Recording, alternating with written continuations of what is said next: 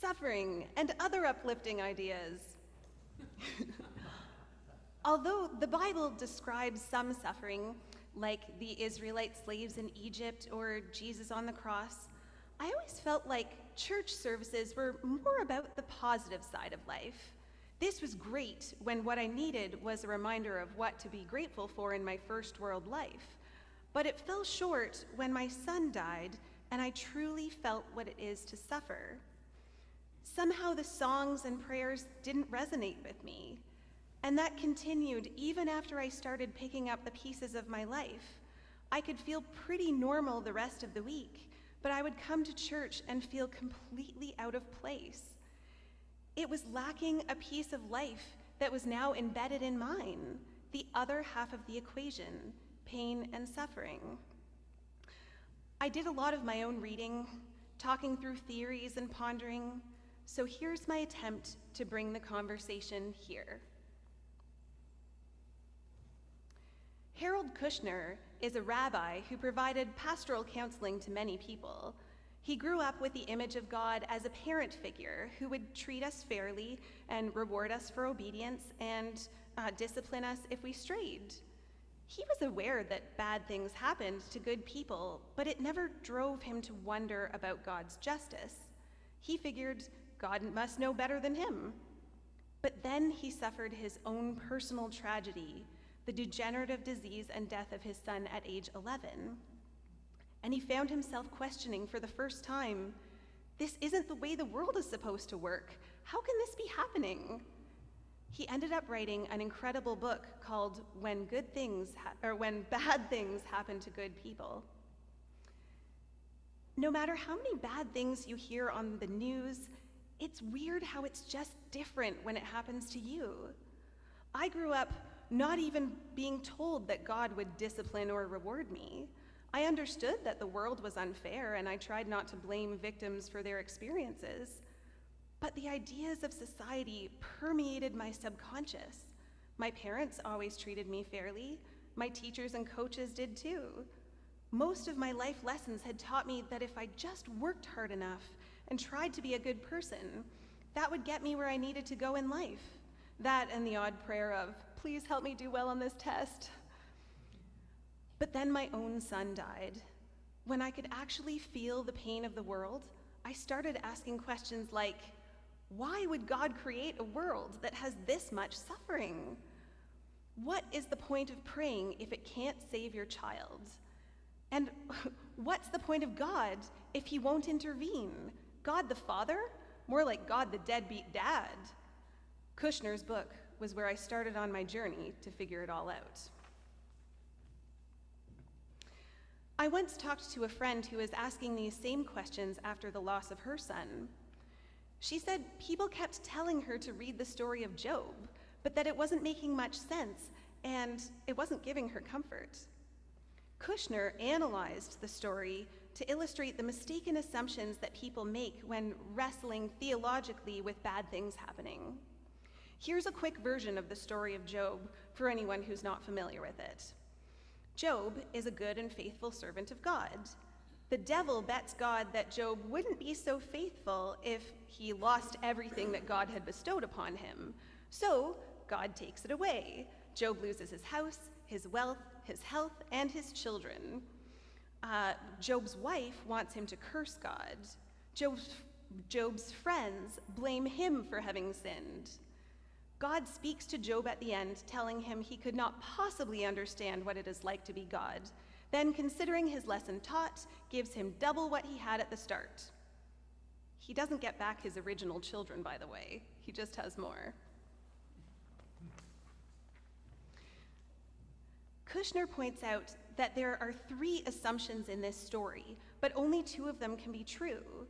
1, God is all-powerful and causes everything to happen.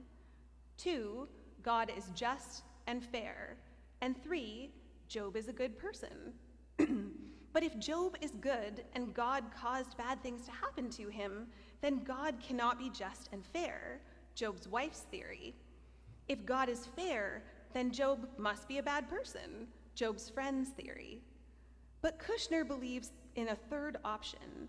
If Job is good, and God is good, then God must not cause everything to happen, and likely cannot intervene in our lives in the way we all might hope. Here are Kushner's theories to back this up. Some things are just random. Apparently, even Albert Einstein tried for many years to disprove quantum physics because it's based on the hypothesis that things happen at random, and Einstein couldn't believe that God would play dice with the cosmos. But I think the world needs physics. I remember discussing God with my dad, a physics engineer, one day after church, and he said, "Wouldn't it make more sense for God to create physics to sustain the universe than have the birds fall out of the sky if he lost concentration?" Some trade-offs are necessary in nature.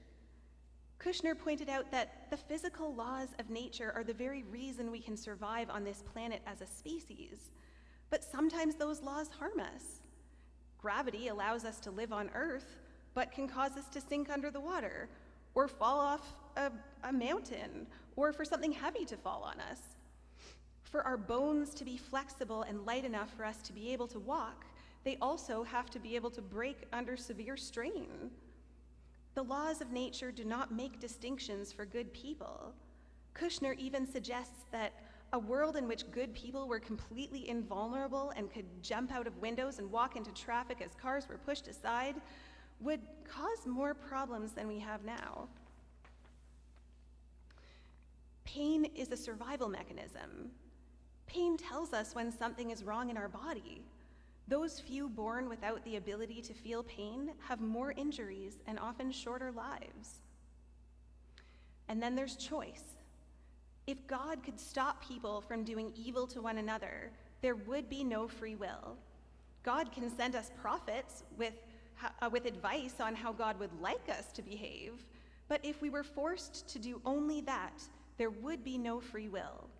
What would it even mean to choose good if that was our only option? Kushner also believes that instead of being in opposition to God, our indignation at unfairness, as well as our compassion for suffering, is shared by God. God is on our side. This is Richard Rohr, a renowned Catholic priest and writer. In his book, Falling Upward, he talks about the spiritual growth aspects of suffering. He argues that we actually cannot experience the full spiritual growth that we are capable of until something awful happens in our lives. If you try to seek out spiritual growth on your own, you'll be seeking out resources that already fit with your schema. Your spiritual journey will be driven by your own ego. Only something that comes from outside you and completely shakes up your world can make you start asking the kinds of questions and seeking the kinds of answers that revolutionize your spiritual growth. He calls this the necessary stumbling stone. Rohr suggests there are two halves of life, the part before your stumbling stone and the part after. This here represents Maslow's hierarchy of needs. Maslow is a big name in psychology. He suggested that our goals in life must be fulfilled in this order from bottom to top: physiological, safety, love and belonging, esteem, and self-actualization. Nothing else matters if you can't fulfill your basic physiological needs to breathe, eat, and drink. You can't focus on love and belonging if you're not safe, and so on. Rohr suggests that the first half of life, you're trying to achieve the first 4 stages. You're getting your education, building a career, finding a spouse, raising children. Our ideas about the world tend to be more concrete. The tasks of the first half of life can keep us so busy that we don't even realize there is a second task. Then you hit your stumbling stone. It could be the loss of a loved one or some huge failure that leads you to struggle and grow and reevaluate your previous assumptions. This is where the transformation of spirituality happens. Rohr uses this analogy. In the first half of life, you create your container, your persona, and in the second half of life, you fill it. Rohr compares the journey of the second half of life to any great epic story And maybe that's why such stories resonate so much with us as human beings. The stumbling stone pushes the protagonist out of their comfort zone. Without this circumstance, why would any of us leave our comfort zone? In this scene, Luke Skywalker has hit his stumbling stone. He must move on to something else. There is no home or family to go back to. In the epic story, the true identity of the protagonist is a mystery, and part of the journey is one of self-discovery. It's the same for our spiritual journeys. We are born not knowing what our true connection to God is, who we really are as spiritual beings. We don't remember our own creation or the feeling of being in God's presence. Why is this? Wouldn't it be a nicer place if we all realized how connected we are to each other and God, like people do during spiritual experiences? Rohr believes that part of life's journey is to allow this discovery. I once read a book called The Jeshua Channelings that proposed an interesting theory about why we have this amnesia about our true soul selves, or anything beyond this life. The theory suggested that before creation, God could not grow and change. God was already ultimately loving and understanding. So God created the universe out of God's self and allowed the creations to forget where they came from. God's creations, being ignorant, could then learn and grow and eventually fully reconnect with their source, God, adding their new experience to the whole. This is supposedly the reason that there appears to be evil in the world. Evil could not be created out of good, but evil acts could arise out of ignorance and fear, from our lack of memory of who we truly are and where we truly came from.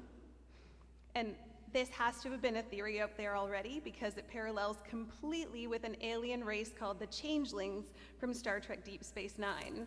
Ask my dad after the service if you want more details. All right, I feel like if we go any further down this line of thinking, we're all gonna have to go stare at the stars together or get seriously high. So let's go back to a story we're all familiar with, way back to the beginning. I feel like we need to reanalyze the story of Adam and Eve. As a child, all I took from this story was, ain't it awful they couldn't stay in paradise forever? But now I see it more as a coming-of-age story. Adam and Eve were like children in the Garden of Eden. Every time I see my own children run naked and unabashedly carefree in our backyard, I'm reminded of it. But when Adam and Eve bit the apple, they gained a knowledge of good and evil, like we all do when we hit our stumbling stone. We gain a knowledge of evil as we really feel the pain of the world. But we also gain a knowledge of good as people rally round us. We can never go back to our innocence, and we mourn for it. But there is so much more to the wide world and to life than what we receive in our Garden of Eden. And we'll talk a little more later about what we get in return. But now I need to pause for a moment of psychology. Okay, so pain and suffering are great for spiritual growth. That's nice, but who really cares about that when you're suffering? Really, I mean, can't we all just try to live happy lives? Well, the evidence in psychology seems to suggest that pursuing happiness makes us less happy. Even stopping to assess how happy you are actually decreases your happiness. Like when you're in a state of flow where you're really engaged in something you love doing, you're too immersed in the experience to think about whether or not you're happy, but afterwards, people describe it as the ultimate emotional experience. When we search for happiness, we tend to try to achieve strong positive emotions like joy, enthusiasm, or excitement. But this goal actually undermines our enjoyment of normal, pleasant experiences like finding that pull-through in the parking lot of the grocery store. Researchers found that when people were trying to make themselves as happy as possible, they actually experienced less joy watching a figure skater win a gold medal. They were just disappointed it wasn't more exciting.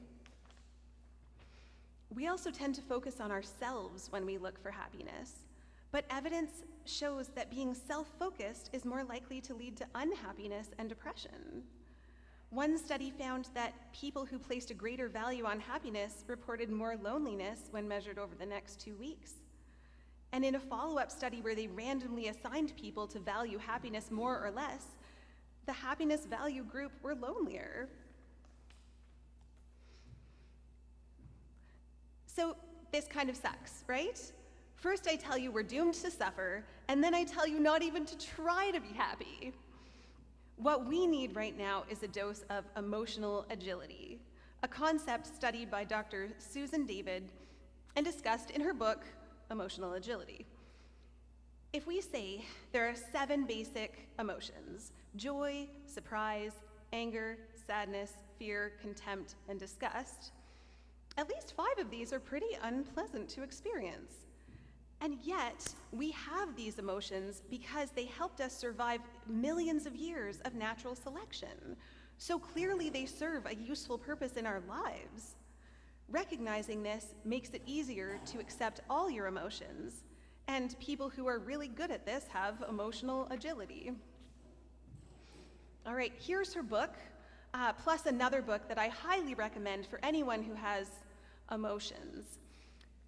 These books explain that emotionally agile people still have all the same emotions as the rest of us, but they face their emotions, whether they're distorted or not, with curiosity and compassion instead of critical self-judgment. Instead of thinking something like, if I was a better person, I never would have had a thought like that. I'd be happy for my friend, not jealous. They detach from their emotions, thinking things like, they're just thoughts and emotions, not who I am. This allows them to focus on their core values and goals when determining their behavior instead of their ever-changing emotional states. And it keeps even small choices in line with their goals. I've always found that it's my feelings about my negative feelings that are the hardest to deal with. So you can imagine that accepting your negative emotions actually leads to fewer negative emotions.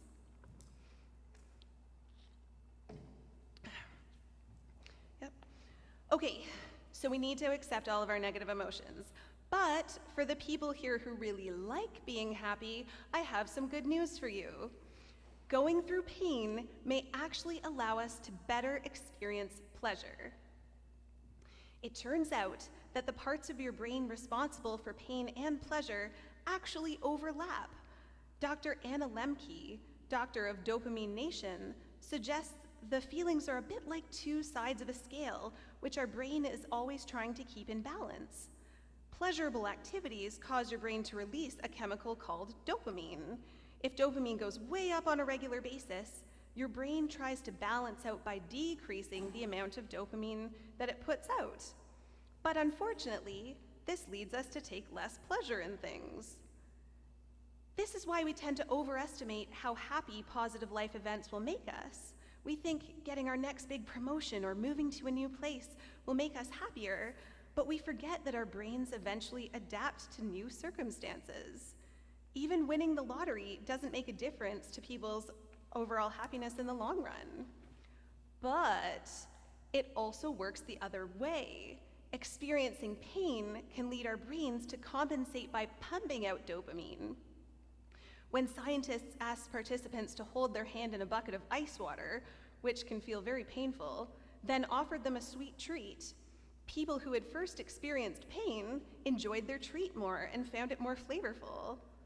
And when they got people to actually immerse their whole bodies in 14 degrees Celsius water for an hour, their blood dopamine concentrations increased by 250%. It's the reason you can get a runner's high, or that people do polar bear dips in the winter and then do them again the next year. I've heard of people actually curing their depression with daily ice water plunges. And the effects aren't just for physical pain.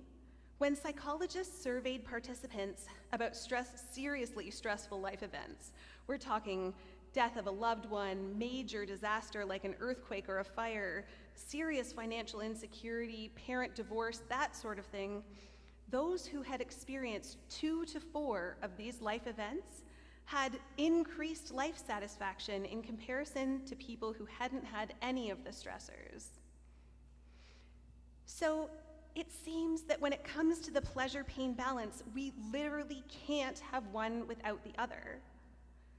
Getting spiritual about it, some people even hypothesize that one of the reasons spirits incarnate on earth at all is for the opportunity to experience the entire gamut of human emotions, including the negative ones, that one cannot fully appreciate what it is to be happy and loved without also understanding the opposite feelings. Personally, I plan to fully enjoy the pleasure part of the balance whenever the opportunity arises, even if it means full-on dancing down the grocery store aisles when a good song comes on. I mean, it was a long pandemic. Continuing on the spiritual vein, I always enjoy taking a look at Buddhism because it has a different commentary on emotions than Christianity. Buddha is credited with saying that life is suffering. We've probably all heard this quote. But what Buddha actually said was, life is dukkha, which has no real English translation. A more literal translation of dukkha would mean something like temporary or does not satisfy. We will all experience mental and physical pain at some point due to inevitable stresses like old age, sickness, and death. Dukkha can also be talking about happiness, success, or even bliss, though. It's not that we're not meant to enjoy these things. It's just that, as we have learned, they are all impermanent and will eventually pass, which can feel quite distressing. Then there's the existential suffering of being affected by outside forces, which we can't control. That's definitely something we all struggle with after a loss. So how do we deal with this in a Christian context? Harold Kushner, the rabbi from the beginning, believes there's a need to change the questions we ask when facing a crisis.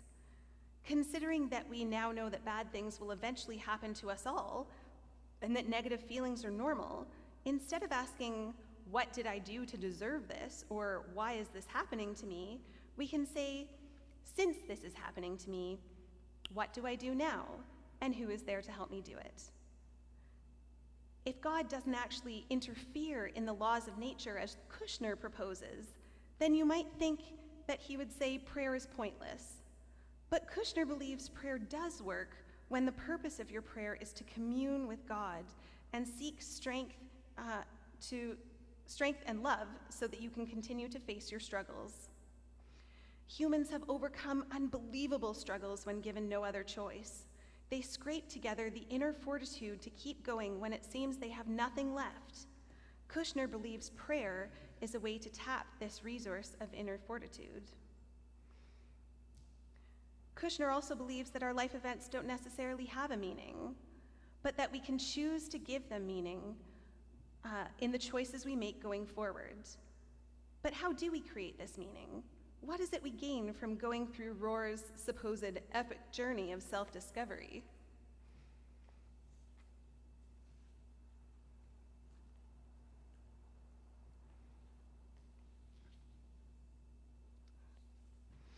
Rohr says we reach a second simplicity, one where we understand spirituality on so many more levels, but that we can also enjoy old rituals and stories for what they are.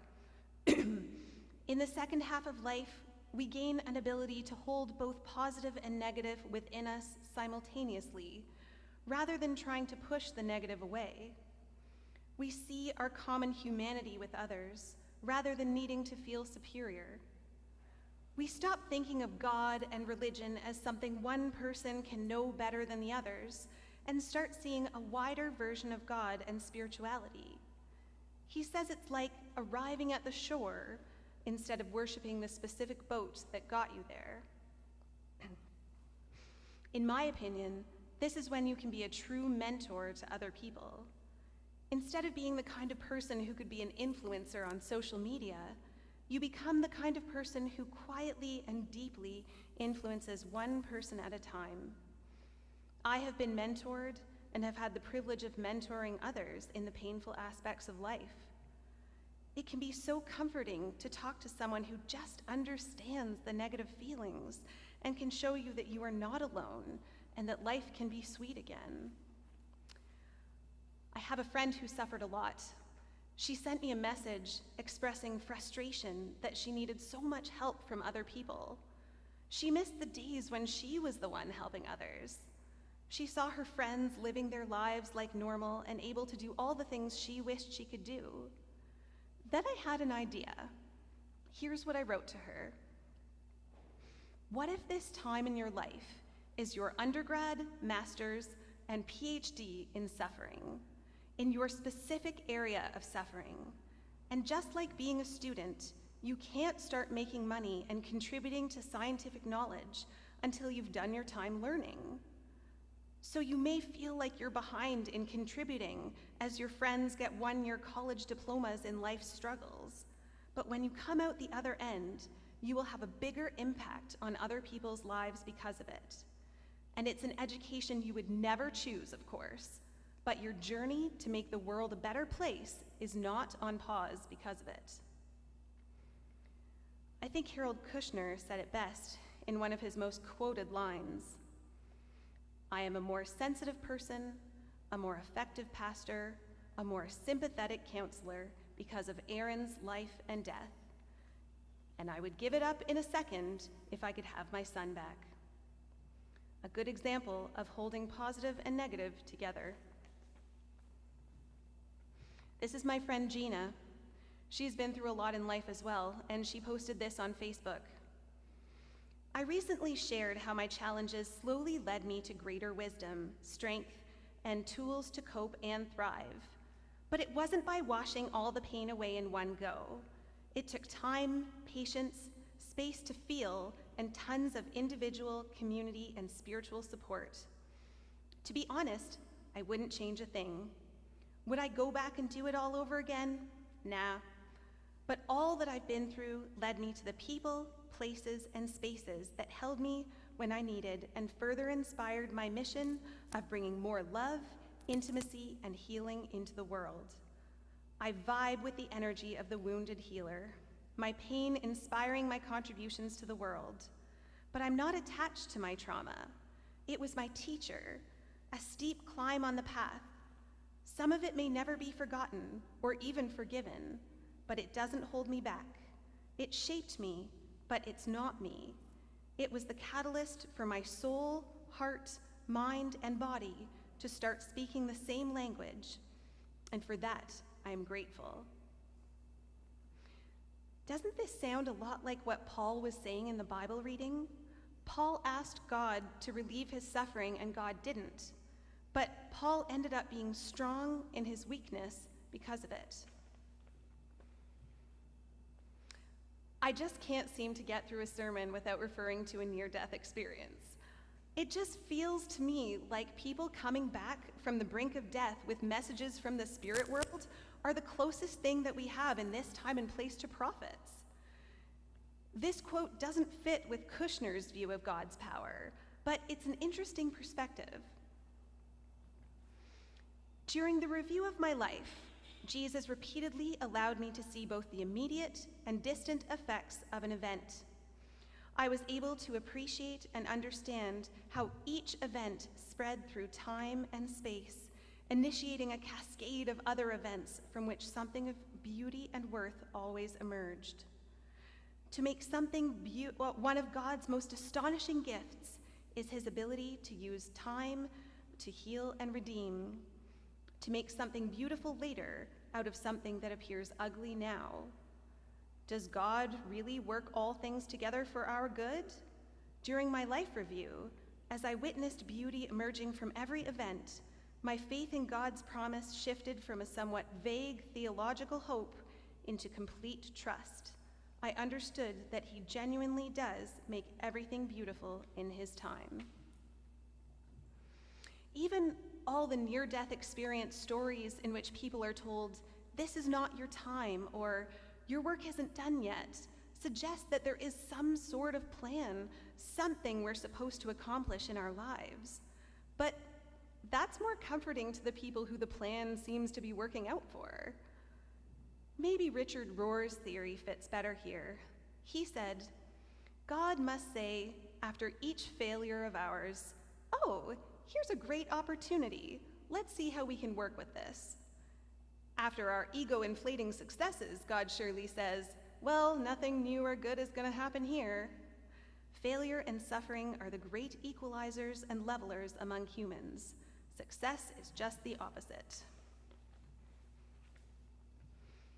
So here's my second simplicity in 2 parts.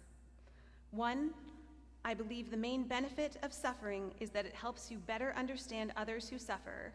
And 2, we're all in this together. When Kushner visited bereaved families after a disaster and asked them the single most important thing that helped them cope, they all had the same answer: community. Friends, neighbors, church members, total strangers coming out of the woodwork to help them. I have absolutely experienced this, and it's one of the most life-changing things that ever happened to me. During my darkest time, after my son Jake died, a community larger than I ever imagined I had came together and supported me and my family. We were overwhelmed by the generous donations that allowed us to take time off work without suffering financially. But it's also the individual stories. A man that my sister met on the plane trip home from Jake's hospital donated $100 to our GoFundMe. The chef at the airport in BC who found out we were coming home without Jake gave us a free meal. Friends coordinated meals for us or had us over when we couldn't bear to be in our own house. Strangers became friends and offered babysitting or memorial opportunities. People just cared, and it kept going and going and going. Even years later, a stranger in another town made a mailbox to heaven for Jake's grave. Another stranger made a sign for the mailbox. The mother-in-law of a friend spent 72 hours making a quilt out of Jake's baby clothes, and then did it a second time out of the rest. There are just too many stories to tell in one sitting. Now, I want to acknowledge here how very privileged we were. Many people who go through tough times, especially when those tough times go on for years, are not able to get out into the community and make the connections with people who could help them. These are the people we can keep an eye out for as we go through our lives, especially once we've experienced suffering. If you see a cryptically sad post on Facebook or social media, you can follow up with a private message to check on the person. If someone mentions their sister is going through the same thing you went through 5 years ago, you can offer to talk to her. Maybe you can admit some of your really negative emotions so that she doesn't feel so alone in it. You can check in on someone who you know used to struggle to see how they're doing now. A small act of kindness and understanding may have ripple effects in other people's lives that no human could have foreseen. In this life, we'll never really know why bad things happen. Whether from dopamine or dukkha, a life of everlasting happiness is just not possible. After Jake died, my trust in the universe went way down, but my trust in humanity skyrocketed.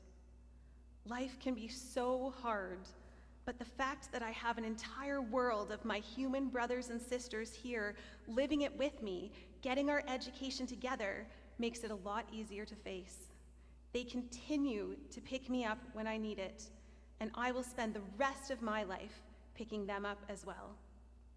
So, as you go forge through your own epic story, try to face what you feel with gentleness, learn what you can from your experience, and use it to walk this journey together. Amen.